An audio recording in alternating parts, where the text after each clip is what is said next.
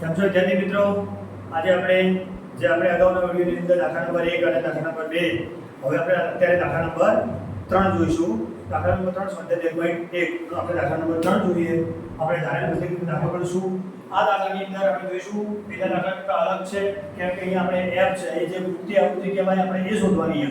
એના માટે યાદ રાખવાનું કે જ્યારે પૂર્તિ આવૃત્તિનો દાખલો હોય ત્યારે આપણે રકમમાં મધ્યક આપેલો હોય અને અહીંયા આપણી જોડે મધ્યક છે 18. તો આપણે સૌપ્રથમ કરવાનું શું એ તમને બધાને ખબર જ છે કે આપણે 5 ખાના બનાવવા પડશે. તો 5 ખાના આપણે બનાવી દઈએ પહેલા તો પહેલા અહીંયા લખશું આપણે કે પહેલું આવશે વર્ગ, પછી આવશે આકૃતિ,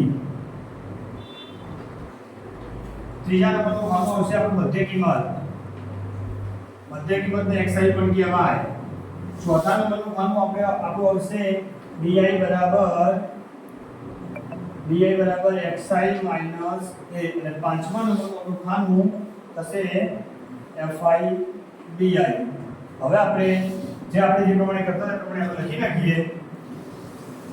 ચાલો તો પહેલા આપણે ચાલુ કરીએ વર્ગ આપણો 11 થી 13, 13 થી 15, 15 થી 17, 17 થી 19, 19 થી 21, 21 થી 23 અને 23 થી 25. આ આપણું થઈ ગયું વર્ગનું ખાનું તૈયાર.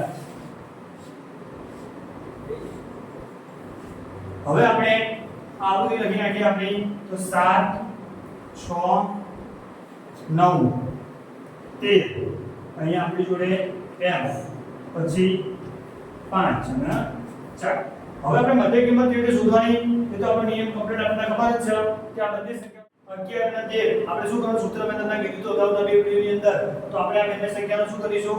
સરવાળો કરીશું. તો 11 અને 13 કેટલા થાય? 24. 24 ભાગ્યા 2 આપણને એટલે અહીંયા હશે 12. હવે મેં તમને એવું કીધું તો યાદ કરો કે આપણે ડિફરન્સ જોઈ લો કે બંને ડિફરન્સ કેટલો તો તમે કહેશો કે બેનો ડિફરન્સ છે સર. તો આપણે દરેકની અંદર બધે ઉમેરી દો. તો અહીંયા થશે 14, પછી થશે અહીંયા 16, પછી 18, પછી થશે અહીંયા 20, પછી 22 અને લાસ્ટમાં 24. હવે આ નવો દાખલો ખૂટતી આવૃત્તિ વાળો એના માટે હું તમને સિસ્ટમ બતાવી દઉં સિમ્પલ રીત કે જ્યારે તમે ખૂટતી આવૃત્તિ આપ્યું હોય એની સામેની સંખ્યા આપણે એ ધારી લેવાની. આમ આપણે શું કરતા હતા બીજા આગળના વિડિયોની અંદર દાખલામાં કે આપણે વચ્ચેવાળી સંખ્યા ધારતા હતા, પણ અહીંયા આપણે શું કરીશું તો અહીંયા આપણે એ ધારી લઈએ. કેમ કે a ની સામે સોરી f ની સામે જે હોય આપણે a બરાબર એની સામે 0 મૂકી દો. ચાલો હવે મેં તમને શીખવાડી દઉં કે 12 માંથી 20 જાય તો માઈનસ કેટલા વધે તો -8. હવે ડિફરન્ટ કેટલાનો 2 2 નો તો અહીંયા થશે 6, અહીંયા થશે -4, અહીંયા થશે -2, અહીંયા 2 અને અહીંયા 4. ચાલો હવે પાંચમા નંબરનું ખાનું આપણું બનશે બીજા નંબરનું ખાનું અને પાંચમા નંબરના ખાનાનો ગુણાકાર કરો તો 7 8 56, પછી 4 4 36, 9 ચોક 36, 13 દુ 26. f ના 0 વડે ગુણો એટલે 0, 5 દુ 10 અને ચોકું ચોકું 16. આ આપણું પાંચમા નંબરનું ખાનું તૈયાર થઈ ગયું. હવે આપણે શું કરવાનું? મેં તમને કીધું હતું માઈનસનો સરવાળો અલગ કરવાનો, પ્લસનો સરવાળો અલગ કરશું. તો આપણે પ્લસનો સરવાળો તો અહીંયા થઈ ગયા છે કે +26, પણ માઈનસનો સરવાળો કેટલો થાય? તો માઈનસનો સરવાળો આપણે 56, 36, 36 અને 26 નો સરવાળો કરીશું એટલે થશે -154. આનો સરવાળો થયો. હવે આપણે કરવાનું શું? બધાને ખબર પડી જાય કે 154 મોટા 26 નાના. તો 154 માંથી 26 જાય તો આપણો અહીંયા મળશે સિગ્મા fi di બરાબર -128. આ આપણું થઈ ગયું. હવે આ આવી આપણે આનો સરવાળો કરી દઈએ તો આનો સરવાળો થશે 44 f.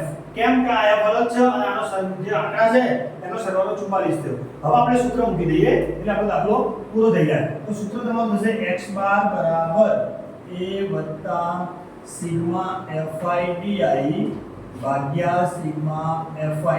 ચાલો હવે પહેલી જ વાત કે આની પર આપણે x બાર આપણને આપેલો કેટલો આપેલો મધ્યક 18. તો આપણે પહેલા લખી દઈશું અહીંયા 18 બરાબર a કેટલો છે તમારી જોડે 20. તો લખો અહીંયા 20 સિગ્મા fi di -128 ભાગ્યા 44 f. આ આપણે કિંમત અંદર મૂકી દઈએ. હવે આપણે ખાલી સાદું રૂપ આપવાનું. ચલો પહેલા તો સૌપ્રથમ 20 ના આપણે આ બાદ લઈ લઈએ. એટલે શું થશે 20 પ્લસ આ બાદ આવશે તો શું થશે માઈનસ.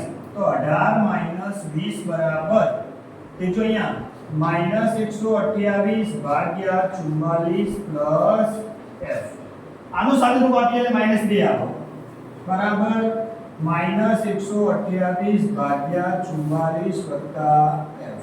ચાલો આ 44 વત્તા f ને આપણે માઈનસ 2 વડે ગુણી નાખીએ તો 44 પ્લસ માઈનસ આ બે માઈનસ ના બંનેનો ગુણાકાર એટલે minus 88 plus minus minus f ના 2 વડે ગુણીએ એટલે શું થશે 2f. ચાલો બરાબર માઈનસ 128.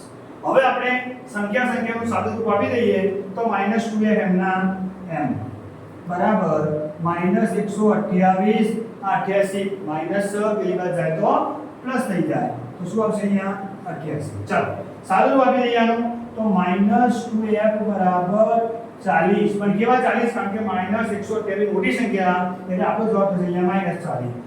માઈનસ માઈનસ પ્લસ થઈ જાય તો અહીંયા આપણે લખી દઈએ કે 2f બરાબર 40 તો અહીંયા લખી દઈએ કે f બરાબર 40 ભાગ્યા 2 એટલે કે f બરાબર 20.